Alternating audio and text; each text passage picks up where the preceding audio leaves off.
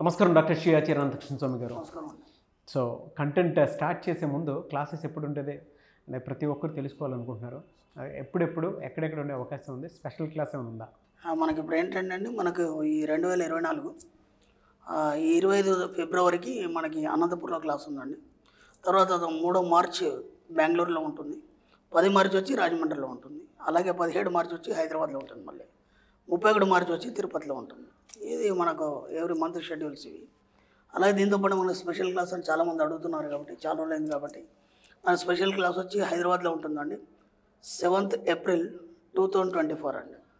7th ఏప్రిల్లో మనకి హాయిగా మనకి ఆ టైంలో మనకు అన్ని కన్వీనియన్స్గా ఉన్నాయి కాబట్టి ఆ టైంలో మనకి స్పెషల్ క్లాస్ ఉంటుంది. స్పెషల్ క్లాస్ ఏంటంటే మనం ఎప్పుడు చెప్పుకునేది, ఖచ్చితంగా ఒక రెగ్యులర్ క్లాస్ అటెండ్ చేసి వస్తే మీకు స్పెషల్ క్లాస్ ఈజీగా అర్థమవుతుంది. ఇంకోటి మనకి ఇంకా కొత్త సర్ప్రైజ్ ఏంటంటే, మనం చాలా రోజుల నుంచి అనుకుంటున్నాం సెషన్స్ క్లాసెస్ పెట్టాలి 3 days అని చెప్పేసి. దాన్ని మనం గోవాలో డిసైడ్ చేసాం. గోవాలో 3 days మనకు సెషన్స్ క్లాస్ ఉంటుంది. దానికి కూడా మనకి ఏంటంటే స్పెషల్ క్లాస్ అటెండ్ చేస్తే అది అర్థమవుతుంది. ఎందుకంటే స్పెషల్ క్లాస్ మనం ఒక స్థాయి వాళ్ళకి అర్థమవుతుంది అనుకున్నాం, అంటే రెగ్యులర్ క్లాస్ అర్థమైతేనే ఇది అర్థమవుతుంది అనుకున్నాం.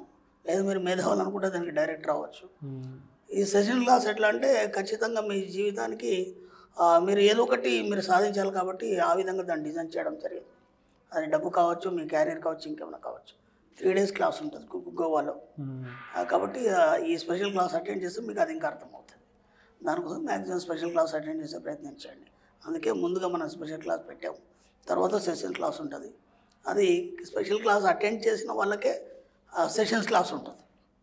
మామూలుగా ఎవరో కస్టమర్ నేను వస్తాను, ఎవరో క్లయింట్ నేను వస్తాను క్లాస్కి స్టూడెంట్ అంటే అది వీలు కాదు. స్పెషల్ క్లాస్ అటెండ్ చేసిన వాళ్ళకే సెషన్స్ క్లాస్లో తీసుకోవడం జరుగుతుంది. కాబట్టి వీలైనంతటి అది అటెండ్ చేసే ప్రయత్నం చేయండి. ఆల్రెడీ స్పెషల్ క్లాస్ చాలామంది అటెండ్ చేస్తున్నారు. ఆల్రెడీ మనకి ఎప్పుడో బుకింగ్ స్టార్ట్ అయిపోయినాయి. ఎందుకంటే మణిమంత్ర కుటుంబ సభ్యులు ఉన్నారు కదా, ఆల్రెడీ 150 మంది రెడీ అయిపోయినారు సెషన్స్ క్లాస్కి. కాబట్టి కొత్తగా ఎవరైతే అటెండ్ చేయాలనుకున్నారో వాళ్ళు ఆ నెంబర్కి ఎన్రోల్ చేసుకోవచ్చు.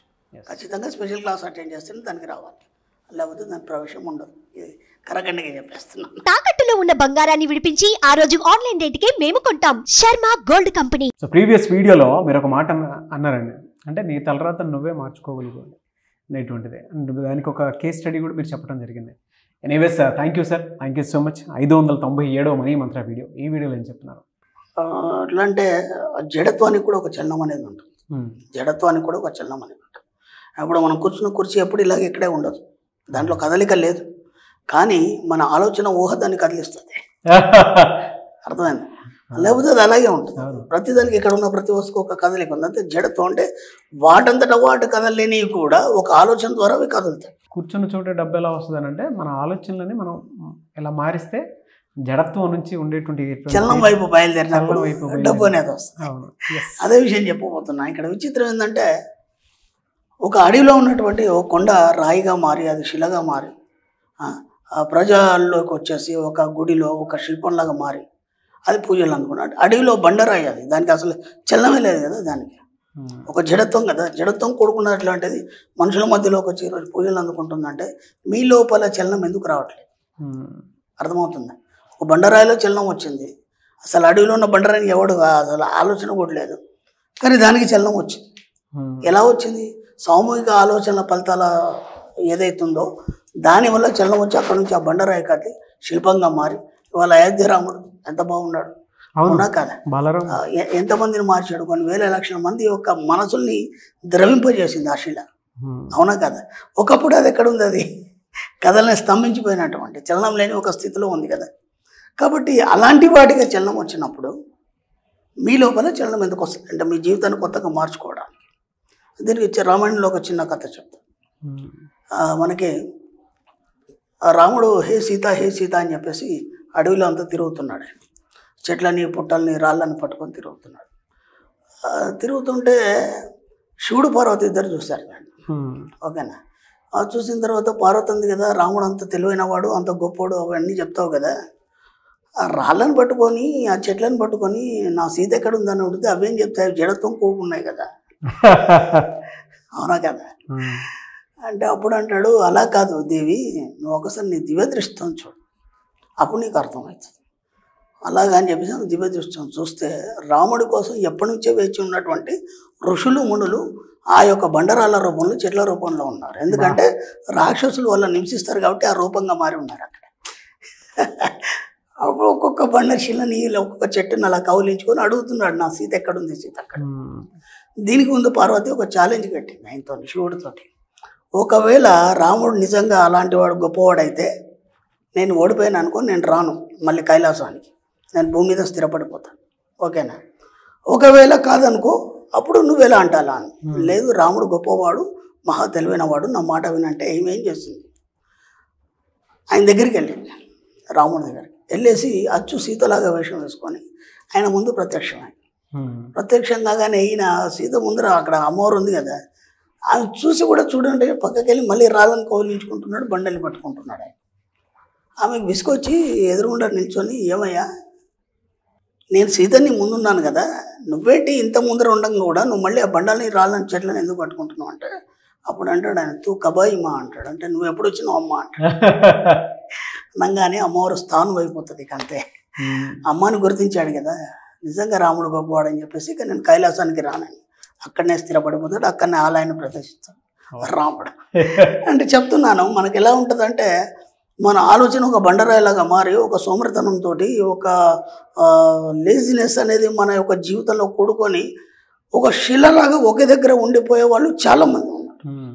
రెండోది ఏంటంటే తప్పు వాళ్ళది కూడా కాదు, సమాజ పరిస్థితులు, లేదంటే వాళ్ళు ఎన్నో ప్రయత్నాలు చేసి విసిగి వేసారిపోయి అలసిపోయి వాళ్ళు ఒక మేధావిలాగా వితండవాదిగా ప్రవర్తిస్తూ ఒక కుండ చిలువలాగా ఒకే దగ్గర ఉండిపోయే మనస్తత్వాలు కలిగి వాళ్ళు ఒక అడుగు కూడా ముందుకు వెళ్ళే స్థితిలో ఉన్నారు. అట్లా చాలామంది నేను చూశాను, నాకు తెలిసిన వాటికి చాలామంది చూస్తున్నాను. వాళ్ళకి తెలివి లేదంటే మహా తెలివి కలది. అలాగని చెప్పేసి దాన్ని ఎక్కడైనా ఉపయోగిస్తారంటే వాళ్ళకి ఏది మనం కదిలించినా ఒక వేదాంతాన్ని మాట్లాడుతుంటారు, లేదంటే ఒక తర్కాన్ని చేస్తుంటారు తప్ప ఇది సరి అయింది, ఇది ఖచ్చితంగా ఇలా అవుతుంది అని మాత్రం వాళ్ళు ఎవరికి చెప్పరు, వాళ్ళు ప్రయత్నించారు. అట్లాంటి వాళ్ళ వల్ల మనకేం ఉపయోగం? అలాంటి వల్ల మనకి ఉపయోగం. చాలామందిని చూస్తున్నారు, ఎంతో చూస్తున్నారు, వాళ్ళ లైఫ్ చూస్తున్నారు, కానీ ఒక స్థాయిలో ఎక్కడి దగ్గర ఒక చిన్న దెబ్బ తగిలి ఆగిపోవడం అనేది బాగా. అలా ఎందుకు జరుగుతుంది? దాని నుంచి మీరు ఎలా బయటపడాలి? ఎందుకంటే నా దగ్గరకు చాలామంది వస్తారు కదా, అన్నీ చేస్తున్నాం సార్, వ్యాపారాలు ఏముంది సార్, దేంట్లో ఏం లేదు, అంత అయిపోయింది, ఆ పలానా ఫ్యాక్టరీ ఉంది అది పోయింది, ఆ తర్వాత మళ్ళీ ఏదో బిజినెస్ అనుకున్నాం, మా తమ్ముడంతా ముంచేస్తాడు, లేదంటే మా స్నేహితులంతా ఇలా చేయించేశారు, ఇక దాని మీద విసుగొచ్చేసింది సార్, నేనేం చేయాలి, ఏం చేయదలుచుకోలేదు, సైలెంట్గా ఉండదలుచుకున్నాను. మరి ఎలా ఉన్నాయి సార్, ఉన్నదాంతో నడిచిపోతుంది. అలా కాదు కదా, మనం తింటున్న కూడా కొండలు కూడా కరిగిపోతాయి కదా. నీ నెక్స్ట్ జనరేషన్కి అయితే నువ్వేందనేది చూపించాలి కదా. ఆ నిస్సహాయ స్థితిలో మీరు ఎందుకు ఉండిపోతారు? ఒక కొండకు కూడా చలనం ఉంది, ఒక బండకు కూడా చలనం ఉంది, మీరు ఎందుకు ఉండిపోతారు? ఒక్కసారి మీరు ప్రయత్నించండి మళ్ళీ. ఎందుకంటే అప్పుడు మీకు పరిస్థితులు సహకరించక మీరు ఎలా తయారైపోయినారు. నేను కాదన్నా, తప్పు మీది కాదు, సమాజ పరిస్థితులు కావచ్చు, లేదంటే బయట మార్కెట్ కావచ్చు, ఏదైనా కావచ్చు, మిమ్మల్ని కుంగదీసి కృషింపజేసి అలా కూర్చోబెట్టింది. అప్పటికిప్పటికి జనరేషన్లో మార్పు వచ్చింది. ఒక 10 సంవత్సరాలు అయింది మీరు అలా ఉండిపోయినారు, ఒక 10 సంవత్సరాలు అయింది జనరేషన్లో మార్పు వచ్చింది, అలాగే వ్యాపారాల్లో మార్పు వచ్చింది, ఎంతో ఆధునిక యుగం వచ్చింది, చిన్న పిల్లలు కూడా చాలా యాక్టివ్గా ఉంటున్నారు. మీరెందుకు బయటికి రారు? ఒక్కసారి ప్రయత్నం చేయండి మళ్ళీ. అంటే ఈ యుగంతో సమానంగా వేగంగా మీరు నడవడానికి ఒక్కసారి ఒక అడిగేయండి, ఆటోమేటిక్గా మళ్ళీ మీరు సమాజంలో పూజలు అందుకుంటారు. అలాగే యూత్ కూడా చాలామంది, యూత్ విషయానికి వస్తే కూడా వాళ్ళంటే పాపం ఆ వయసు ఎక్కువ ఉంది, అనుభవం ద్వారా వాళ్ళ యొక్క జీవితంలో అలా అయిపోయింది. యూత్కి ఏం వచ్చింది? ఎప్పుడు మనకి వాట్సాప్లో, యూట్యూబ్లో, ఇవి దాంట్లో కొందరు పిల్లలు ఉన్నారు, నేను కాదనటం లేదు, వాటి వల్ల వ్యాపారాలు చేస్తూ బాగా సంపాదిస్తున్నారు. ఇంకా కొందరు ఉన్నారు దానికి వ్యసనంగా మారిపోయినారు. వ్యసనంగా మారిపోయి వాళ్ళు కూడా ఇలాగే ఒక రాయిలాగా ఒక మొద్దు బారిపోయి ఒక రూమ్లోనే ఎప్పుడు ఉండడం, ఆ తల్లిదండ్రులతో ఎప్పుడు కూడా తిట్టించుకోవడం, అంటే వాళ్ళ లోపల చలనం లేకుండా అయిపోయింది. కాబట్టి ఒక్కసారి చలనం అనేది మీ లోపల కలిగితే, ఒక్కసారి ప్రయత్నం అనేది జరిగితే, ఎందుకంటే బయట వెలుతురు ఎలా ఉందో మీకు తెలియదు, చాలా రోజులు అయితే ఆ రూమ్లో ఉంటాయి, ఒకసారి బయటకు వచ్చి ఆ వెలుతురుని చూడండి, ఆ యొక్క వెలుతురు యొక్క వేడిని అనుభవించండి, అప్పుడు మీ లోపల చలనం అనేది స్టార్ట్ అవుతుంది. అంటే మీరు ప్రయత్నించమంట మట్టుకు ఏది జరగదు.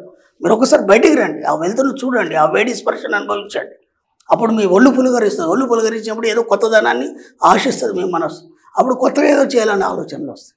అలా మెల్లిమెల్లిగా ఒక్కసారి బయటకు వచ్చే ప్రయత్నం చేయండి. కొత్తదనాన్ని అందుకోండి.